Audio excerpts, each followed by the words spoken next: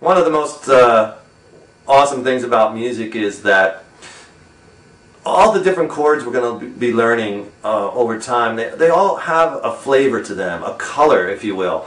And I think one of the most important things as a musician that you want to do over time is develop your ear. I think that's really important. And I think you'll always be a better musician the more and more your ear develops over time. And we're going to really develop your ear through our programs here at the Next Level Guitar. And I just wanted to illustrate this fact to you, how certain chords give off a certain vibe or a certain color. For instance, we're going to first learn a bunch of major and minor chords, and that's going to be one of our first goals is we're going to learn some chords. Okay, major chords are very happy sounding. You know, for instance, I'm going to play a C major chord here, and that gives off a very happy vibe. Or a G major, D major. As a group, major chords for the most part are very happy sounding. And if I put those chords together in a progression, like I'll play a C to an F to a G, it's going to be very happy sounding. Check it out.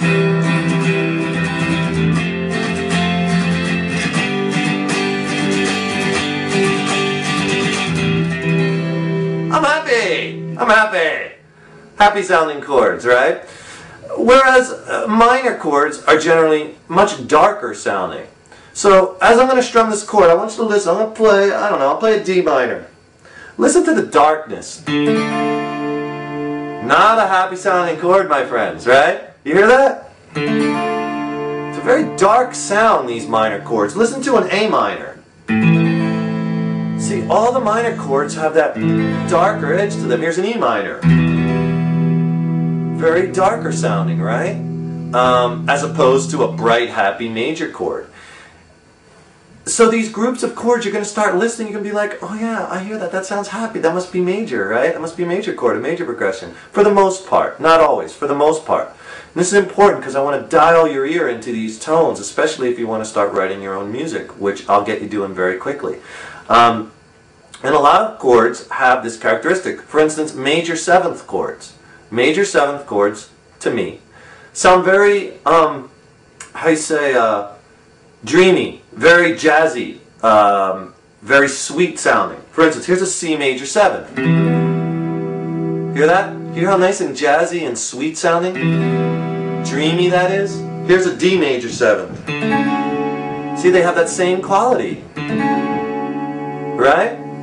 That real, whatever, here's an A major seventh. Again, there's a jazzy sound. I'll play, even if I play them like up higher in like a bar chord formation. Here's a D major seventh again. See, very dreamy. I move that major seventh. Very, very jazzy, very sweet sounding. So one of the things I want as you're going through these, and we're going to learn chords in a little bit, is listen and really listen to the chords. I mean, listen to them. And pick out those happy major chords and those sad minor chords. This is so huge. People that, because I mentioned to you about writing music, like let's say, people who can do it really well as far as playing different variations and getting an emotion across is guys who like write scores for movies, right? You're watching a movie and let's say there's a love scene in this movie, right? And there's music underneath it, right?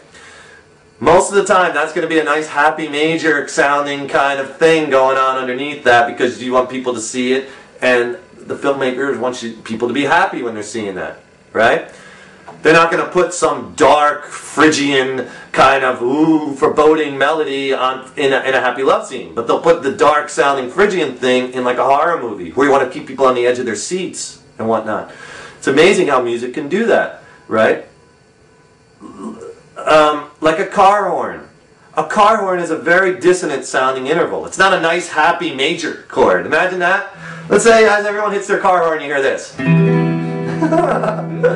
would get out of the way, right? Because that's what you want to do when you hit that horn. You want people to be like, ooh. So that's a very dissonant sounding interval, that car horn. I think it's a major second, maybe? Something very dissonant, right? Because you want people to hear that and be like, whoa. You know? So this is how music and sound works for us as human beings, and it's so awesome because you can manipulate that. I'm using the word manipulate kind of loosely. I don't mean manipulate in terms of trying to pulling the sheep over, the wool over someone's sheep, the wool over someone's eyes. But you know what I'm saying? If you're writing a certain piece of music, let's say you had a really bad day and you're kind of feeling sad and you want to write this sad thing, you're going to be more drawn to using those dark minor chords. Right?